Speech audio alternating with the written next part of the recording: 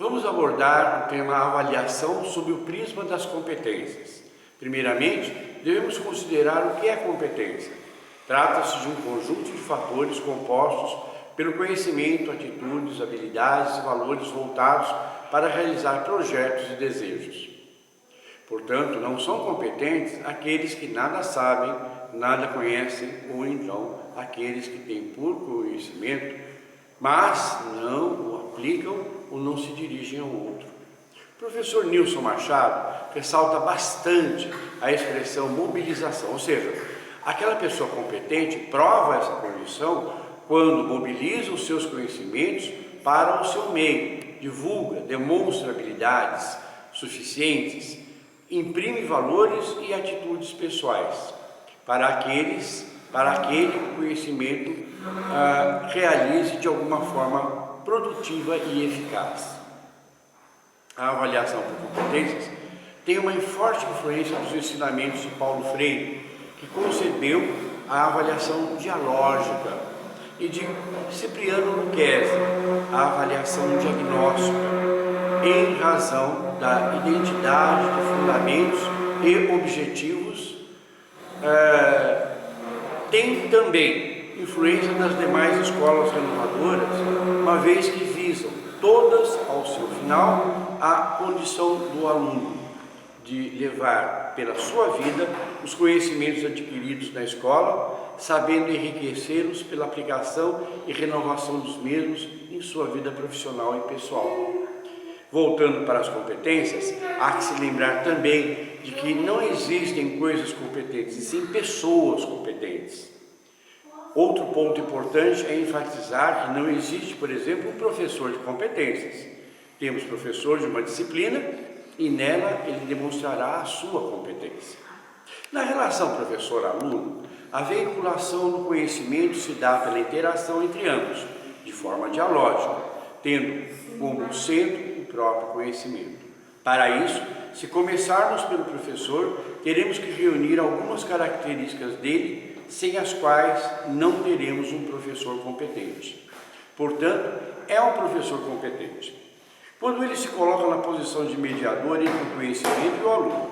Essa visão é essencialmente democrática, facilitadora do diálogo e o coloca não como um estágio definitivo na detenção do conhecimento, mas como um articulador da sua disciplina. Quando, portanto, ele é professor, é um aproximador de interesses, no caso, o aluno. Quando seleciona de todo o universo do conhecimento aqueles pontos que são realmente relevantes para os seus alunos. Assim, a informação tomada pela internet, nem toda ela serve para formar o conhecimento planejado pelo professor, mas apenas aquilo que efetivamente ele seleciona para esse fim em razão de sua relevância. Quando ele consegue estabelecer uma relação do conhecimento e a vida na sua aplicação ao mundo físico, fático, ele profissional, seja ele profissional, social, político, religioso, etc. Então, quando nós temos o conhecimento voltado para a vida, da teoria para a vida, esse também é uma característica da competência do professor. Quando, por fim, o professor é um bom contador de histórias. Os casos ilustram o conhecimento e auxiliam os alunos a aplicá-los com mais desenvoltura. Por exemplo, não vou aprender história apenas pela simples curiosidade de saber o que aconteceu no passado, mas os seus reflexos sobre a sociedade atual, entre muitas outras coisas. Lembro-me de um antigo professor de geografia que nos desafiava com uma pergunta até de alta indagação, mas que mobilizava a imaginação dos alunos com muita facilidade. É o meio que modifica o homem que modifica o meio, as duas coisas ou nenhuma delas?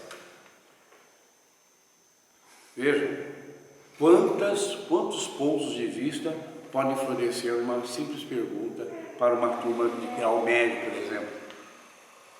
Já um aluno é considerado competente quando apresenta as seguintes características: tem expressão e compreensão do conhecimento adquirido, inserido, ou seja, sabe expor aquilo que aprendeu, tem capacidade de argumentação, ou seja, ele cinge, fraciona o conhecimento nas suas aplicações em que ele se apresenta. Tem capacidade de decidir, ou seja, após todo um trabalho de argumentação, ele reúne todos os pontos e sintetiza o conhecimento em grau terminativo. Tem a capacidade, finalmente, de contextualizar o conhecimento, ou seja, criar, imaginar situações onde ele poderá ser aplicado, em que situações futuras ele poderá ser absorvido. Para encerrar, é bom que se esclareça que só haverá uma avaliação por competências com qualidade, partindo das premissas de que o professor em questão tem total domínio sobre a disciplina que leciona e o aluno predisposição para adquirir esse conhecimento e interage com o professor que o aproxima do mesmo conhecimento.